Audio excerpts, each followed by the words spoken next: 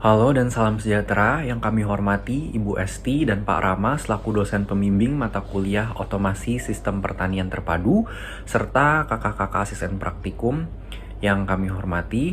Perkenalkan, saya Outfood Deus Andri Darmawan atau Outfood, representatif dari kelompok 12 yang beranggotakan Arya Nawaf NIM 021, Outfood Deus Andri Darmawan, saya sendiri NIM 024, dan Ziki Ibrahim NIM 049.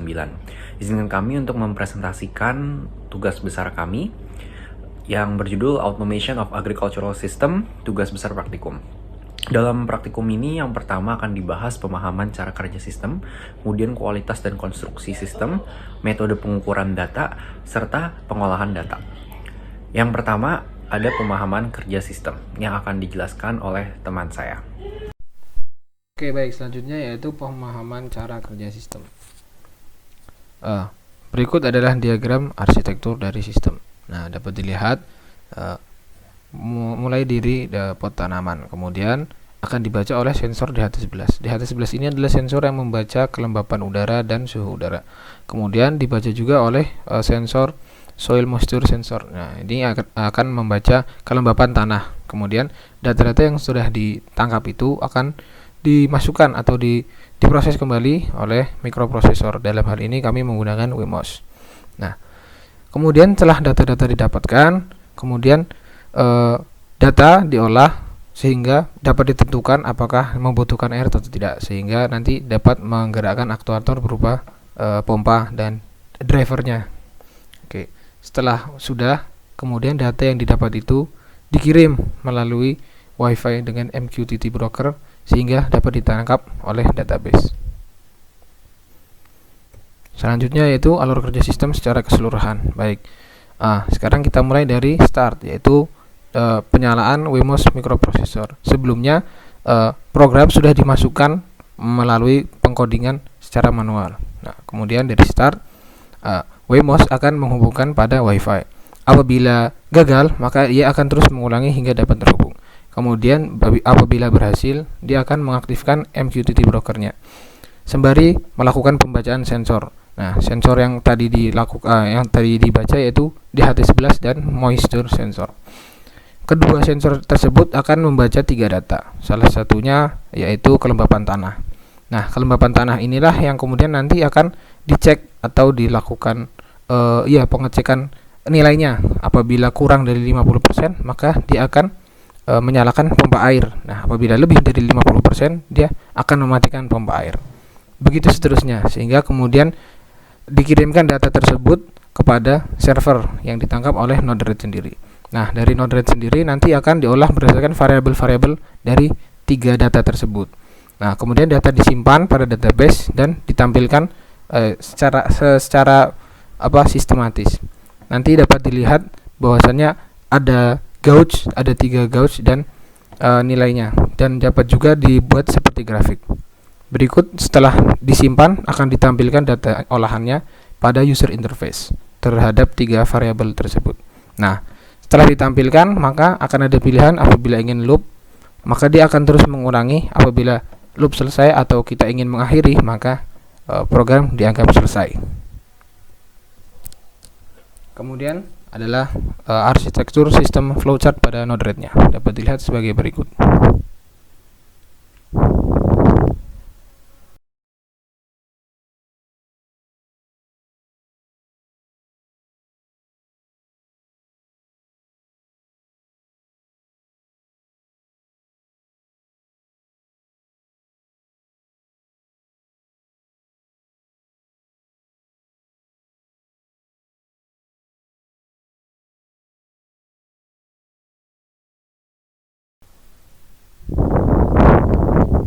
Ya, sekian. Baik, terima kasih Arya. Berikutnya akan saya lanjutkan. Perkenalkan kembali, saya Outfood NIM 024 akan mempresentasikan kualitas dan konstruksi. Berikut akan ditampilkan beberapa video mengenai konstruksi dari sistem otomasi pertanian kelompok kami. Pertama-tama dapat dilihat ada tanah yang telah ditaburi microgreen seed, kemudian dibutuhkan pula air yang diletakkan dalam wadah atau reservoir, kemudian ada microcontroller Arduino yang telah dirakit, serta sensor-sensornya. Lalu kita juga membutuhkan pompa untuk memompa air ke dalam microgridnya. Berikut adalah secara singkat proses perakitan kami sebelum proses pengamatan dan pengambilan data dimulai. Setelah semuanya dicolok ke dalam pinnya, lalu diletakkan di tempat yang sesuai. Nah, berikut adalah penampilan dari sistem otomasi pertanian kami yang telah selesai dan siap untuk ditinggalkan.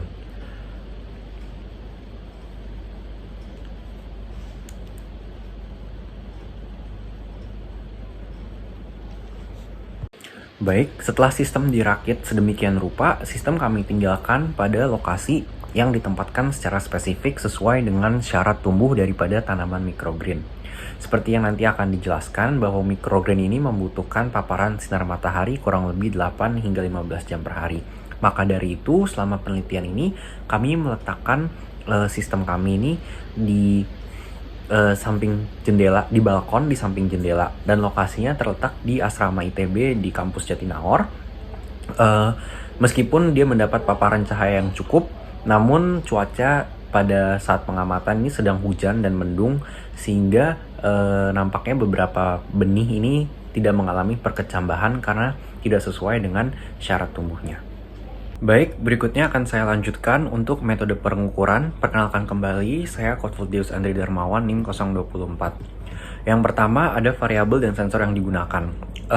Data diperoleh dari beberapa sensor yang ada dalam sistem kami, yang tersusun dalam sistem WMOS dan dikirimkan lewat MQTT, lalu ditabulasikan pada database yaitu InfluxDB. Variabel yang diukur yang pertama ada temperatur udara, humiditas tanah, humiditas udara, dan tinggi tanaman. Untuk temperatur udara, humiditas tanah, dan humiditas udara diukur menggunakan dua sensor. Yang pertama sensor DHT11 dan kemudian sensor soil moisture sensor. Untuk tinggi tanaman diukur secara manual menggunakan penggaris atau meteran. Ya, berikut kami tampilkan screenshotan dari hasil pembacaan sensor-sensor kami selama berjalannya tugas besar praktikum. Kemudian untuk sensornya ini terdapat soil moisture sensor. Soil moisture sensor merupakan sensor yang berfungsi untuk mendeteksi kelembaban tanah yang dapat diakses menggunakan microcontroller seperti Arduino. Cara kerjanya adalah pertama, saat diberikan power supply dan dicolokkan ke dalam tanah, maka nilai output analog dari yang diambil dari sensor ini akan berubah sesuai dengan kondisi kadar air dalam tanah. Jika kondisi air di dalam tanah itu basah, maka tegangan output akan turun. Lalu jika tanah dalam kondisi kering, maka tegangan output akan naik.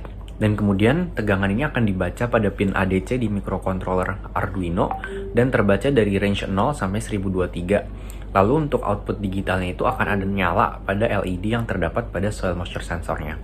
Kemudian ada sensor DHT11 yang berfungsi untuk mendeteksi suhu dan memiliki output tegangan analog yang dapat diolah lebih lanjut menggunakan microcontroller Arduino.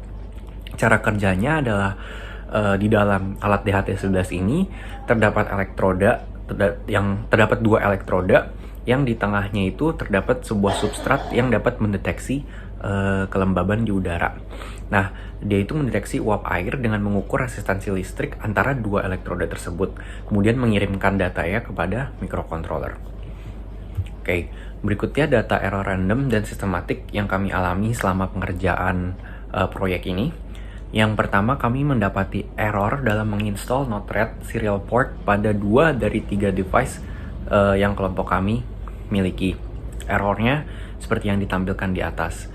Untuk solusinya, karena berhubung waktu yang terbatas, kami menggunakan untuk bagian coding, kami menggunakan satu dari device kelompok kami yang bekerja, dan kami bertiga bekerja bersama-sama di satu device tersebut.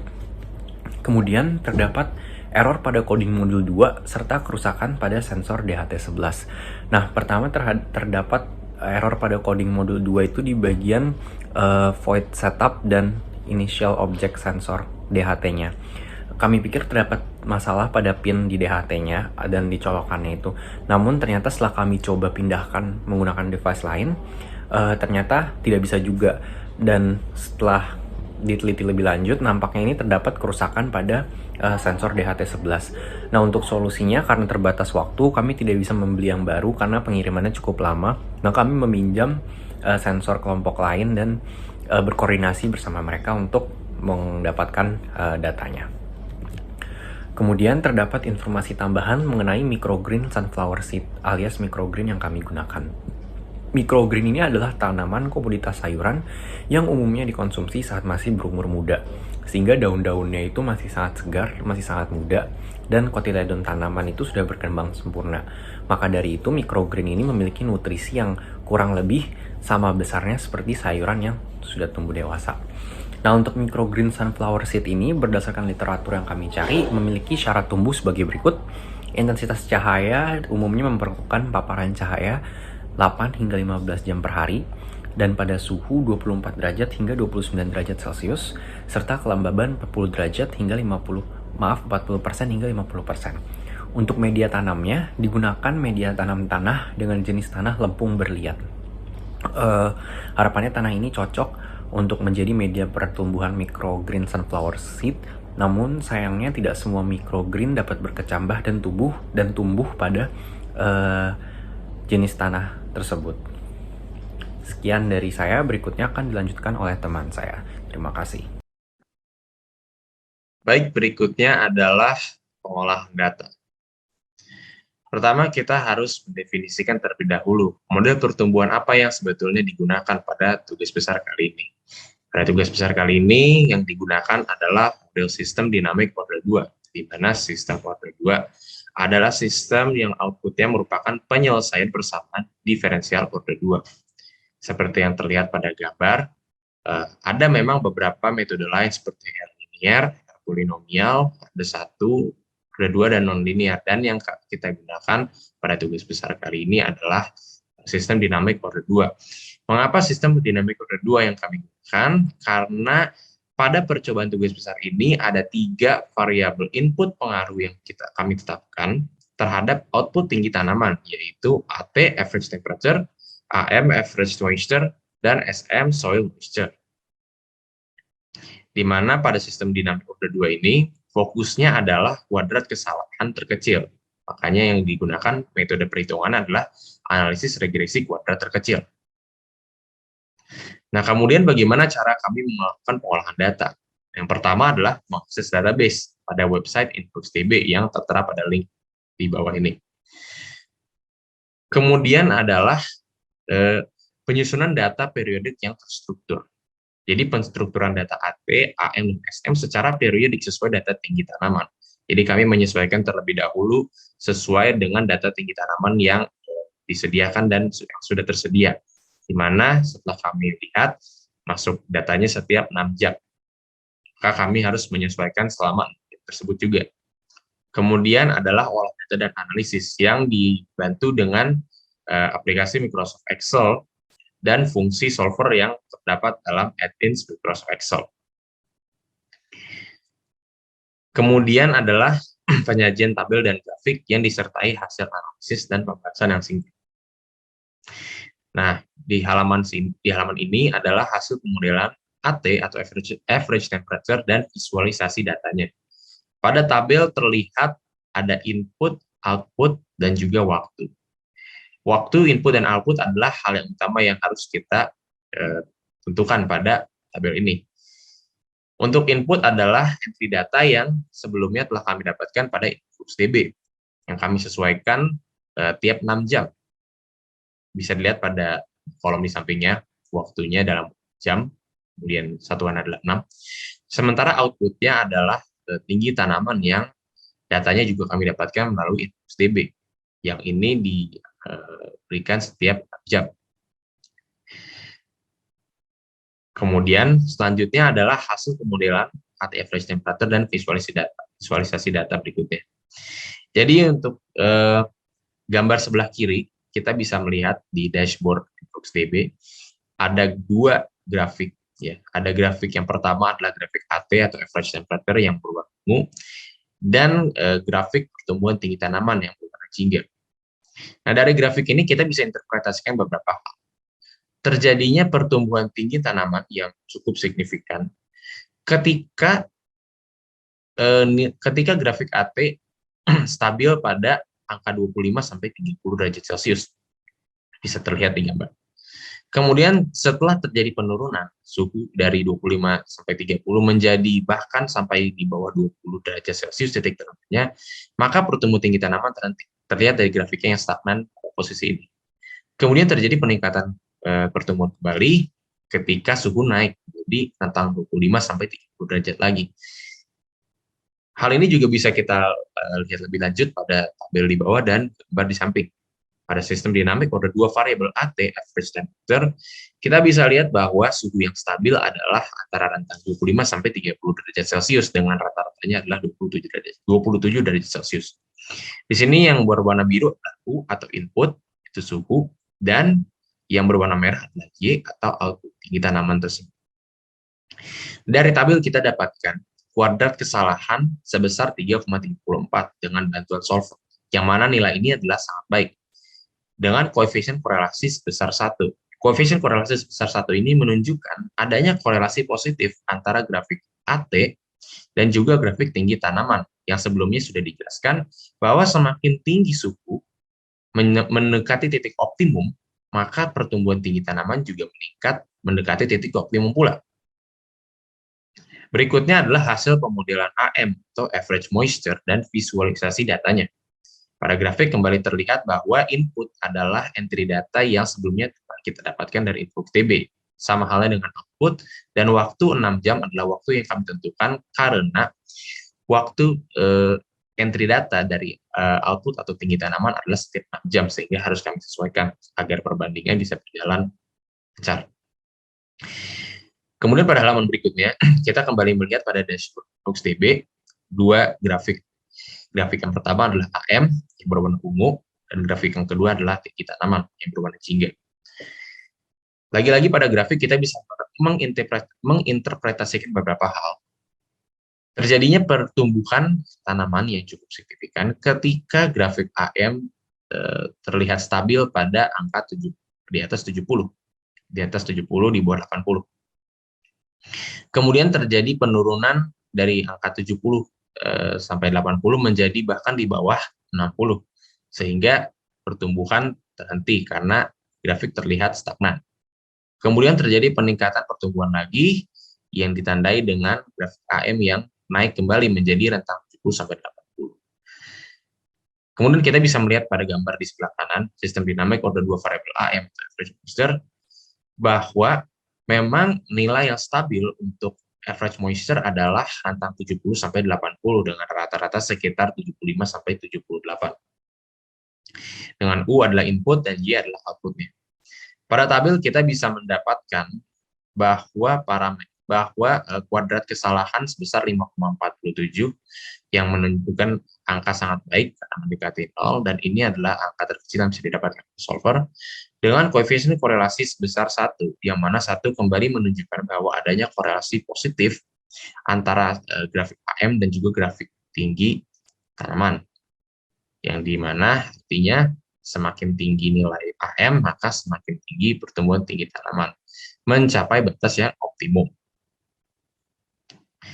Berikutnya adalah hasil pemodelan SM atau soil moisture dan visualisasi datanya, yang bisa dilihat pada tabel di bawah ini. Penjelasannya sama seperti sebelumnya. Nah, berikutnya adalah kita kembali melihat dua grafik pada dashboard InfluxDB. Yang pertama adalah grafik SM dan kemudian adalah grafik tinggi tanaman.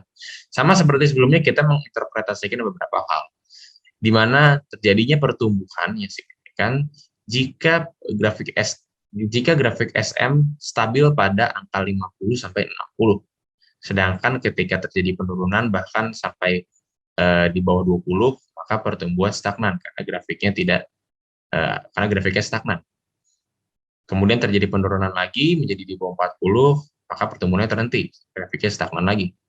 Terjadi peningkatan SM menjadi angka 50 sampai bahkan di atas 60, maka pertumbuhan terjadi lagi. Kemudian terhenti lagi ketika adanya penurunan menjadi di bawah 50. Oleh karena itu bisa kita lihat pada gambar di kanan, sistem dinamik order 2 variabel SM atau soil moisture, U adalah input dengan Y adalah output. Kita bisa melihat bahwa grafik SM cenderung stabil pada angka rentang 50 sampai 60 dengan beberapa kali mencapai di atas 60 dan bahkan mencapai angka 70.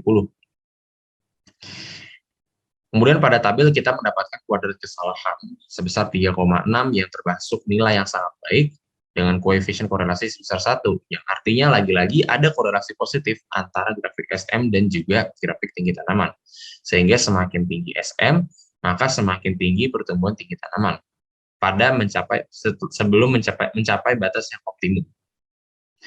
Nah, kemudian kesimpulannya apa yang bisa kita dapatkan? Jadi variabel AT, AM, dan SM semuanya memengaruhi dan berkorelasi positif dengan pertumbuhan tinggi tanaman berdasarkan kestabilan dan nilai optimalnya masing-masing.